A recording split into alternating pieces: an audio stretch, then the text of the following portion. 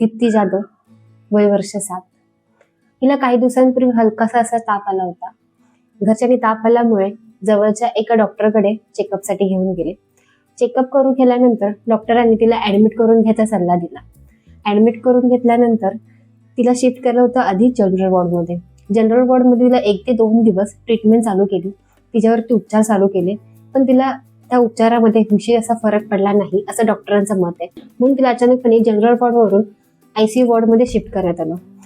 मित्रांनो, तिला general वॉर्डवरून ICU वॉर्डमध्ये shift करत असताना तिच्या घरातले प्रचंड घाबरले आणि डॉक्टरांना विचारलं की तुम्ही हिला अचानकपणे शिफ्ट का करताय. डॉक्टरांनी त्यांना सांगितलं की थोडीशी क्रिटिकल कंडिशन आहे, पण काळजी करू नका, ती रिकव्हर होईल. थोड्या वेळानंतर हॉस्पिटलवाल्यांनी पुढच्या ट्रीटमेंटसाठी तुम्हाला 2 लाख रुपये भरावे लागतील असं त्यांना सांगितलं. मित्रांनो, ते आपल्यासारखे सर्वसामान्य असल्यामुळे इतकी मोठी अमाऊंट जमा करणे शक्य नव्हतं. तरी सुद्धा पोरीच्या काळजीपोटी त्यांनी ती अमाऊंट कशी बशी जमा करून हॉस्पिटलमध्ये डिपॉझिट केली. बरं, डिपॉझिट केल्यानंतर तिच्यावरती उपचार सुरू झाले. 4 दिवस ICU मध्ये ट्रीटमेंट चालू होती, परंतु तिच्यावरती काही विशेष असा फरक पडत नव्हता आणि डॉक्टर पण काही व्यवस्थित असे गाईड करत नव्हते. फक्त विचारावर सांगायचे की नाही, ती रिकव्हर होईल आणि तिच्यावरती उपचार चालू आहेत असं होऊन गेलं.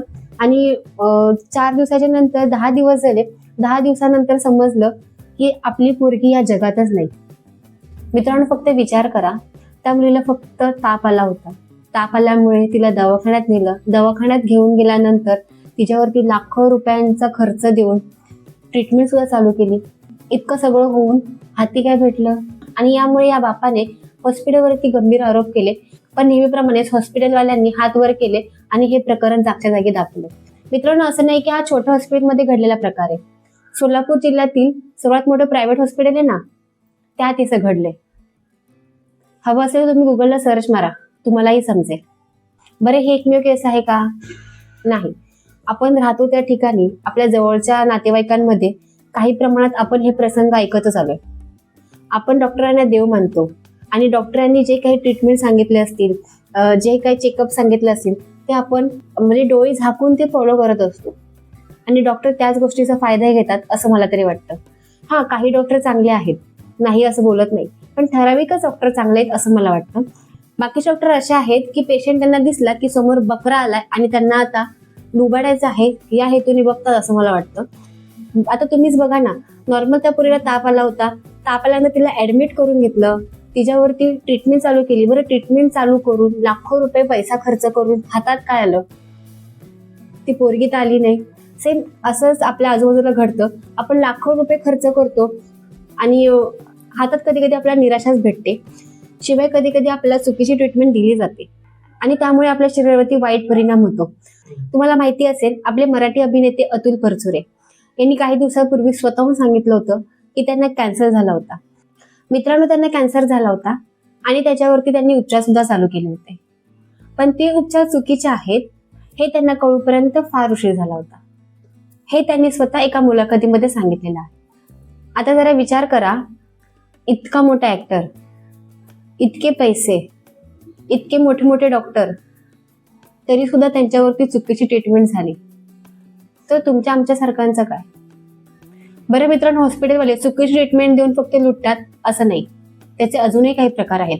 जसं की तुमच्याकडे पेशंट आला तर बिनकामाचं त्याला ऍडमिट करून घेणं. काही गरज नसताना सुद्धा बरेचसे डॉक्टर असे आहेत की त्यांना ऍडमिट करून घेतात. दुसरं म्हणजे अवाढव्य बिल वाढवणं, एक्स्ट्राचं काहीतरी मेडिसिन ऍड करून, सलाईन वगैरेचे इंजेक्शन वगैरे ऍड करून त्याचं बिल अवाढव्य वाढवून घेणं. तुम्ही पण कधीतरी नोटीस केलं असणारच. आणि तिसरं म्हणजे बिनकामाच्या टेस्ट करायला सांगणं. ते काय सांगतात? त्याच्यातून पण त्यांना कमिशन भेटतं. आणि सर्वात महत्वाचं आणि कॉमन आणि प्रत्येकाला माहिती असलेलं म्हणजे प्रेग्नन्सी. आपल्या सगळ्यांना माहिती आहे की खाजगी हॉस्पिटलमध्ये गेलं तर मोस्ट ऑफ द टाइम हे सिझर केलं जातं आणि ह्याच्याच विरुद्ध सरकारी हॉस्पिटलमध्ये गेलं तर नॉर्मल डिलिव्हरी होते. असं का? कधी विचार केला? एका गव्हर्नमेंट रिपोर्टनुसार खाजगी हॉस्पिटलमध्ये सिझरचं प्रमाण हे 70 ते 80% असतं. या उलट गव्हर्नमेंटमध्ये याचं प्रमाण 10 ते 20% असतं. असं का? कारण सिझर केल्यामुळे डॉक्टरांना जास्त पैसे छापता येतात. आता विचार करा तुम्ही, आपण डॉक्टरांना देव समजतो आणि हा देव माणूस आपलं सिझर करून आपल्याकडून जास्त पैसे घेऊन आयुष्यभरासाठी आपल्याला आदू करून ठेवतो. मित्रांनो, मी सांगितलेल्या या 5 मार्गाने हॉस्पिटलवाले आपल्याला लुटत असतात. त्यामुळे हॉस्पिटलमध्ये जाताना विचार करून जावा आणि नीट लक्ष द्या. आणि पेशंट जर सिरियस नसेल तर सेकंड ओपिनियन नक्की घ्या. कधी कधी फर्स्ट ओपिनियन चुकीचा सुद्धा ठरू शकतो. आणि हॉस्पिटलमध्ये गेल्यानंतर मी सांगितलेल्या 5 गोष्टींकडे लक्ष द्या. कारण एखाद्या वेळी आपला पैसा जास्त गेला तरी चालेल, पण जीव गमवायला नको. काळजी घ्या. भेटूया पुढच्या व्हिडिओमध्ये.